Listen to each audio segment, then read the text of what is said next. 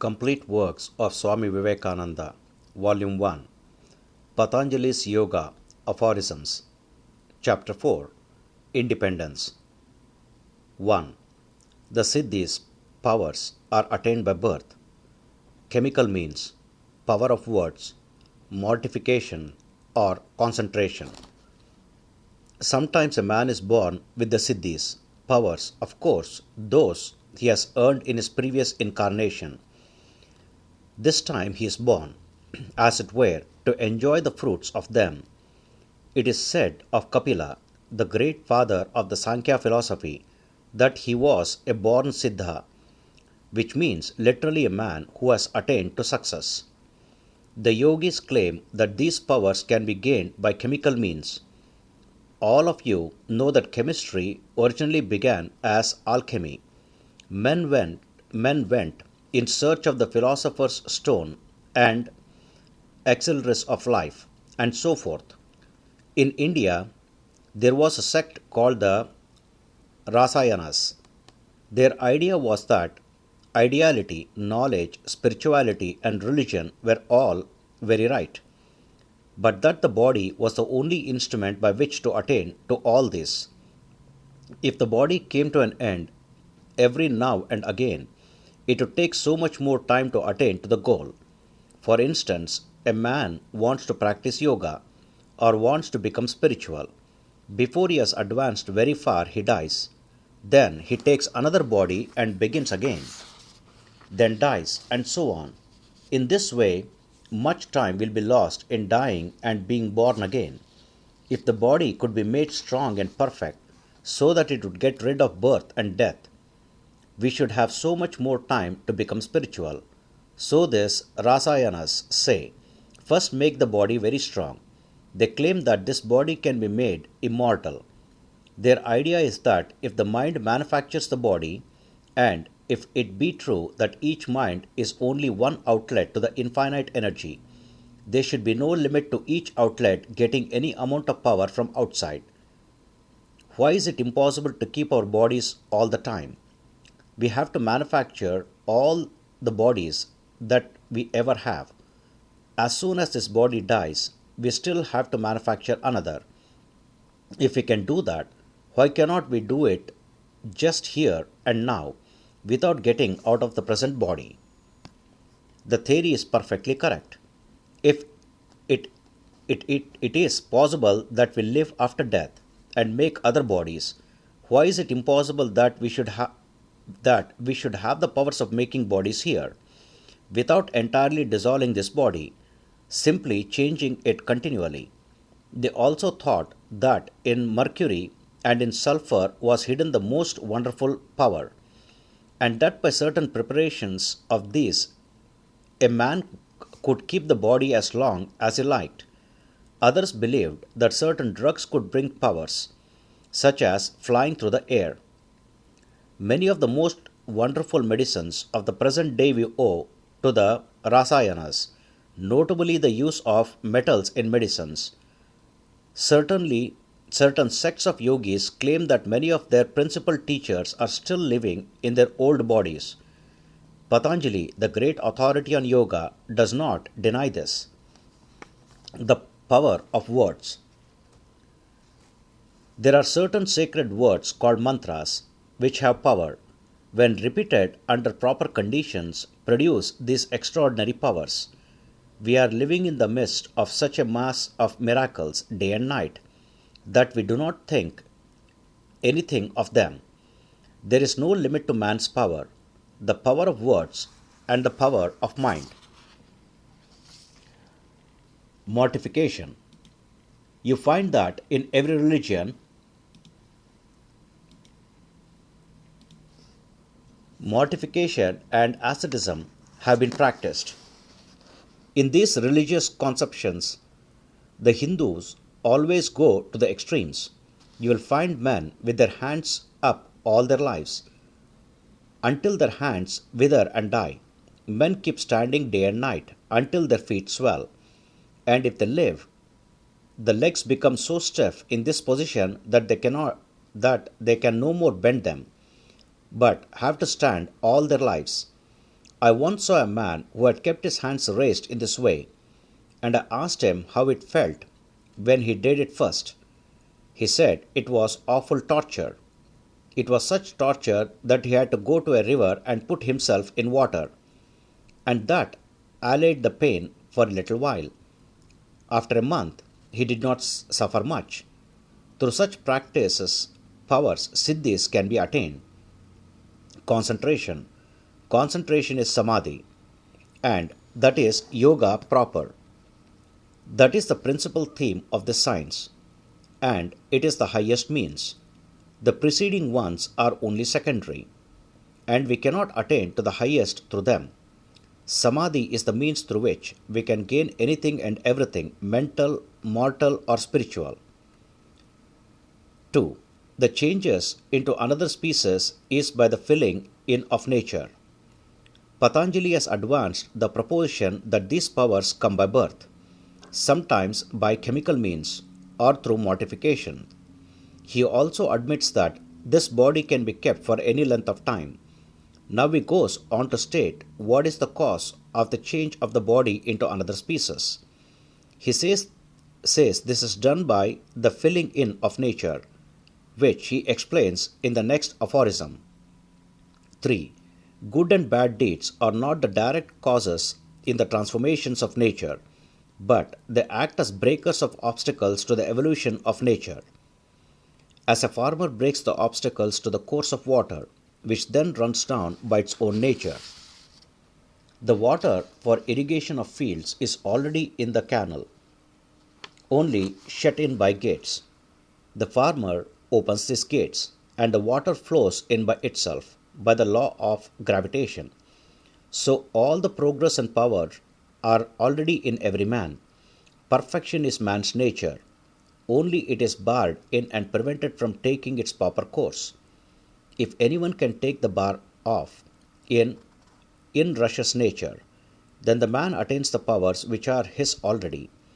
Those we call wicked become saints, as soon as the bar is broken and the nature rushes in. It is nature that is driving us towards perfection, and eventually she will bring everyone here, everyone there. All these practices and struggles to become religious are only negative work, to take off the bars and open the doors to that perfection which is our birthright, our nature. Today the evolution theory of the ancient yogis will be better understood in the light of modern research, and yet the theory of the yogis is a better explanation. The two causes of evolution advanced by the moderns, viz. Sexual selection and survival of the fittest, are inadequate. Suppose human knowledge to have advanced so much as to eliminate competition, both from the function of acquiring physical sustenance and of acquiring a mate, then according to the modern human progress will stop and the race will die. The result of this theory is to furnish every oppressor with an argument to calm the qualms of conscious. Men are not lacking who, posing as philosophers, want to kill out all wicked and incompetent persons. They are, of course, the only judges of competency, and thus preserve the human race. But the great ancient evolutionist Patanjali declares that the true sect of evolution is the manifestation of the perfection which is already in every being, that this perfection has been barred and the infinite tide behind is struggling to express itself. These struggles and competitions are but the results of our ignorance, because we do not know the proper way to unlock the gate and let the water in. The infinite tide behind must express itself. It is the cause of all manifestation. Competitions for life or sex gratification are only momentary. Unnecessary, extraneous effects caused by ignorance. Even when all competition has ceased, this perfect nature behind will make us go forward until everyone has become perfect. Therefore, there is no reason to believe that competition is necessary to progress. In the animal, the man was suppressed, but as soon as the door was opened outrushed man. So in the man there is the potential God, kept in by the locks and bars of ignorance. When the knowledge breaks these bars, the God become manifest. 4. From egoism alone proceeds the created minds. The theory of karma is that we suffer for our good or bad deeds, and the whole scope of philosophy is to reach the glory of man. All the scriptures sing the glory of man, of the soul, and then in the same breath they preach karma. A good deed brings such a result, and a bad deed such other. But if the soul can be acted upon by a good or a bad deed, the soul amounts to nothing. Bad deeds put a bar to the manifestation of the nature of the Purusha. Good deeds take the obstacle off, and the glory of Purusha becomes manifest. The Purusha itself is never changed. Whatever you do never destroys your own glory, your own nature, because the soul cannot be acted upon by anything. Only a veil is spread before it, hiding its perfection. With a view to exhausting their karma quickly, yogis created kavya yuha, or groups of bodies, in which to work it out. For all these bodies they create minds from egoism. These are called created minds, in contradistinction to their original minds. 5. Though the activities of the different created minds are various, the one original mind is the controller of them all. These different minds, which act in different bodies, are called made minds, and the bodies made bodies, that is, manufactured bodies and minds, matter and mind, are like two inexhaustible storehouses. When you become a yogi, you learn the secret of their control. It was yours all the time, but you had forgotten it. When you become a yogi, you recollect it. Then you can do anything with it, manipulate it in every way you like. The material out of which a manufactured mind is created is the very same material which is used for the macrocosm. It is not that mind is one thing and matter another. They are different aspects of the same thing. Asmita, egoism, is the material, the fine state of existence out of which these made minds and made bodies of the yogi are manufactured. Therefore, when the yogi has found the secret of these energies of nature, he can manufacture any number of bodies or minds out of the substance known as egoism. 6. Among the various chittas, that which is attained by samadhi is desireless. Among all the various minds that we see in various men, only that mind which has attained to samadhi, perfect concentration, is the highest. A man who has attained certain powers through medicine or through words or through mortification still has desires, but that man who has attained to samadhi through concentration is alone free from all desires. 7. Works are neither black nor white for the yogis. For others, they are threefold: black, white, and mixed. When the yogi has attained perfection, his actions and the karma produced by those actions do not bind him, because he did not desire them. He just works on. He works to do good, and he does good, but does not care for the result, and it will not come to him. But for ordinary men who have not attained to the highest state, works are of three kinds: black, evil actions; white, good actions; and mixed. 8. From these threefold works are manifested in each state only those desires which are fitting to that state alone. The others are held in abeyance for the time being. Suppose I have made the three kinds of karma, good, bad, and mixed, and suppose I die and become a god in heaven. The desires in a god body are not the same as the desires in a human body. The god body neither eats nor drinks. What becomes of my past unworked karmas which produce as their effect the desire to eat and drink? Where would these karmas go when I become a god? The answer is that desires can only manifest themselves in proper environments. Only those desires will come out for which the environment is fitted. The rest will remain stored up. In this life, we may have many godly desires, many human desires, many animal desires. If I take a god body, only the good desires will come up, because for them the environments are suitable. And if I take an animal body, only the animal desires will come up, and the good desires will wait. What does this show? That by means of environment we can check these desires. Only that karma which is suited to and fitted for the environments will come out. This shows that the power of environment is the greatest check to control even karma itself. 9. There is consecutiveness in desires, even though separate by species, space and time, there being identification of memory and impressions. Experience become impressions. Impressions revivified becomes memory. The word memory here includes unconscious coordination of past experiences, reduced to impressions, which present conscious action. In each body, the group of impression acquired in a similar body only becomes a cause of action in that body. The experiences of a dissimilar body are held in abeyance. Each body acts as if it were a descendant of a series of bodies of that species only. Thus, consecutiveness of desires is not to be broken. 10. Thirst for happiness being eternal, desires are without beginning. All experiences is preceded by desire for happiness. There is no beginning of experience, as each fresh experience is built upon the tendency generated by past experiences. Therefore, desire is without beginning. 11. Being held together by cause, effect, support and objects. In the absence of these is its absence.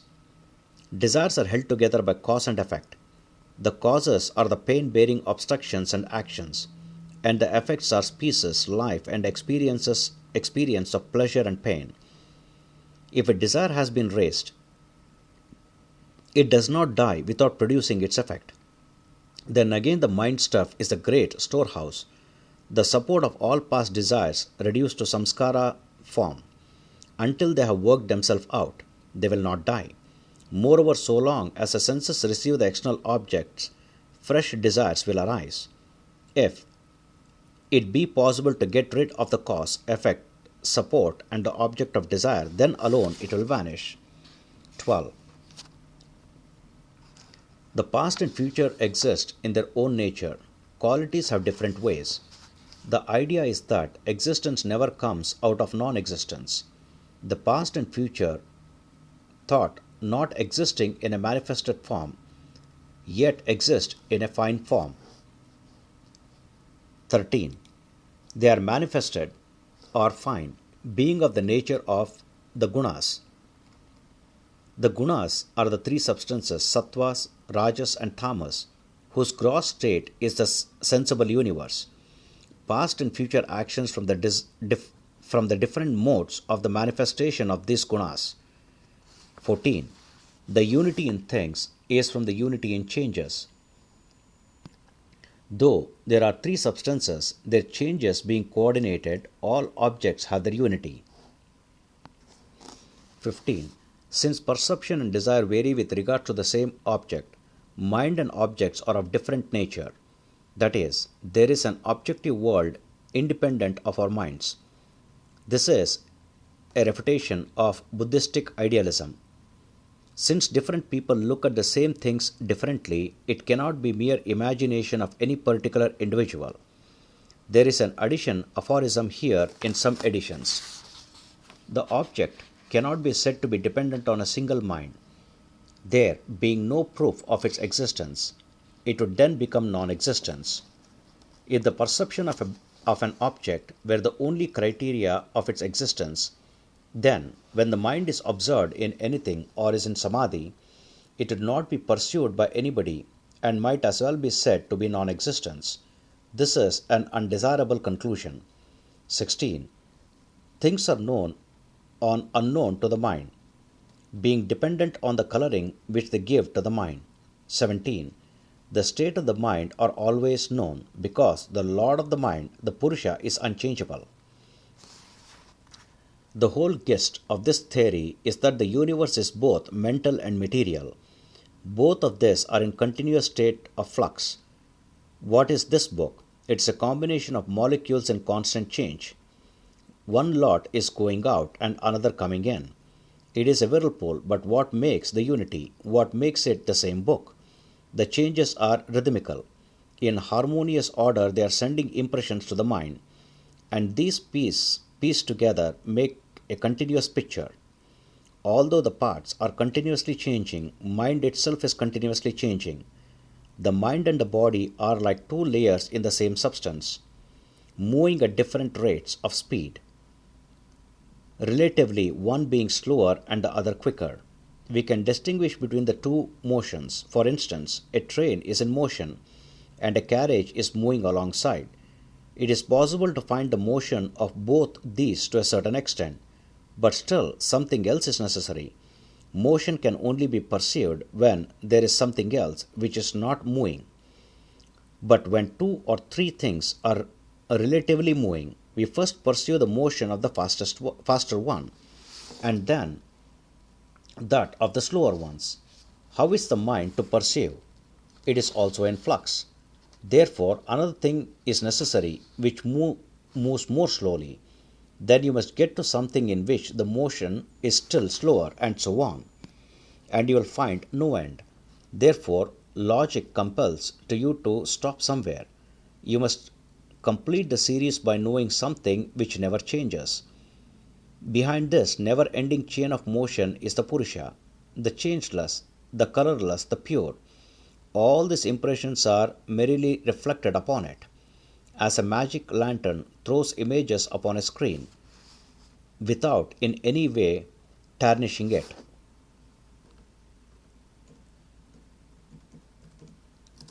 18. The mind is not self-luminous, being an object. Tremendous power is manifested everywhere in nature, but it is not self-luminous, not essentially intelligent. The Purusha alone is self-luminous and gives its light to everything. It is the power of the Purusha that is percolating through all matter and force. 19. From its being unable to cognize both at the same time. If the mind were self-luminous, it would be able to cognize itself and its objects at the same time, which it cannot. When it cognizes the object, it cannot reflect on itself. Therefore, the Purusha is self-luminous and the mind is not. 20th. Another cognizing mind being assumed, there will be no end to such assumptions, and confusion of memory will be the result.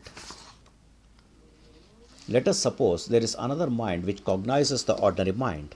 Then there will have to be still another to cognize the former, and so there will be no end to it. It will result in confusion of memory. There will be no storehouse of memory. 21. The essence of knowledge, the Purusha, being unchangeable, when the mind takes its form, it becomes conscious. Patanjali says this to make it more clear that knowledge is not a quality of Purusha. When the mind comes near the Purusha, it is reflected, as it were, upon the mind, and the mind, from the time being, becomes knowing and seems as if it were itself the Purusha. 22. Colored by the sheer and the seen, the mind is able to understand everything. On one side of the mind, the external world, the seen, is being reflected, and on the other side, the sheer is being reflected. Thus comes the power of all knowledge to the mind. 23. The mind, though variegated by innumerable desires, acts for another, the Purusha, because it acts in combination. The mind is a compound of various things, and therefore it cannot work for itself. Everything that is the combination in this world has some object for that combination, some third thing for which this combination is going on. So, this combination of the mind is for the Purusha. 24. For the discriminating the perception of the mind as Atman ceases. Through discrimination, the yogi knows that the Purusha is not the mind. 25. Then, bent on discriminating, the mind attains the previous state of Kaivalya, isolation. There is another reading. The meaning then would be, then the mind becomes deep in discrimination and gravitates towards Kaivalya. Thus the practice of yoga leads to discriminating power, to clearness of vision. The veil drops from the eyes. and we see things as they are. We find the nature is a compound and is showing the panorama for the Purusha, who is the witness. That nature is not the Lord, that all the combinations of nature are simply for the sake of showing this phenomena to the Purusha, the enthroned king within. When discrimination comes by long practice, fear ceases and the mind attains isolation. 26. The thoughts that arise as obstructions to that are from impressions. All the various ideas that arise make us believe that we require something external to make us happy, or obstructions to that perfection. The Purusha is happiness and blessed by its own nature, but that knowledge is covered over by past impressions. These impressions have to work themselves out. 27. Their destruction is in the same manner as of ignorance, egoism, etc., as said before. 28. Even when arriving at the right discriminating knowledge of the essences, he who gives up the fruits, unto him comes, as a result of perfect domination, the samadhi called the cloud of virtue. When the yogi has attained to this discrimination, all the powers mentioned in the last chapter come to him. But the true yogi rejects them all. Upon him comes a peculiar knowledge, a peculiar light, called the dharma megha, the cloud of virtue. All the great prophets of the world, whom history has recorded, had this. They had found the whole foundation of knowledge within themselves. Truth to them has become real. Peace and calmness and perfect purity became their own nature, after they had given up the vanities of power. 29. From that comes cessation of pain and works. When the cloud of virtue has come, then no more is there fear of falling. Nothing can drag the yogi down. No more will there be evils for him. No more pains. 30. The knowledge bereft of covering and impurities become infinite. The knowable becomes small. Knowledge itself is there. Its covering is gone. One of the Buddhistic scriptures define what is meant by the Buddha, which is the name of a state, as infinite. Knowledge, infinite as a sky. Jesus attained to that and became the Christ. All of you will attain to that state. Knowledge becoming infinite, the knowable becomes small. The whole universe, with all its objects of knowledge, becomes as nothing before the Purusha. The ordinary man thinks himself very small, because to him the knowable seems to be infinite. 31. Then are finished the successive transformation of the qualities, they having attained the end. Then all this various transformation of the qualities which change from species to species cease forever. 32. The changes that exist in relation to movements and which are pursued at the end of a series, are succession. Patanjali here defines the word succession, the changes that exist in relation to movements. While I think many movements pass, and with each movement there is a change of idea, but I only pursue these changes at the end of a series. This is called succession. But for the mind that has realized omnipresence, there is no succession. Everything has become present for it. To it, the present alone exists. The past and future are lost. Time stands controlled. All knowledge is there in 1 second. Everything is known like a flash. 33. The resolution in the inverse order of the qualities, bereft of any motive of action for the Purusha, is Kaivalya, or it is the establishment of the power of knowledge in its own nature. Nature's task is done. This unselfish task, which our sweet nurse, nature, had imposed upon herself, she gently took the self-forgetting soul by the hand, as it were, and showed him all the experiences in the universe, all manifestation, bringing him higher and higher through various bodies, till his lost glory came back, and he remembered his own nature. Then the kind mother went back the same way she came, for others who also have lost their way in the trackless desert of life. And thus is she working, without beginning and without end, and thus through pleasure and pain, through good and evil, the infinite river of soul is flowing into the ocean of perfection of self-realization. Glory unto those who have realized their own nature. May their blessings be on us all.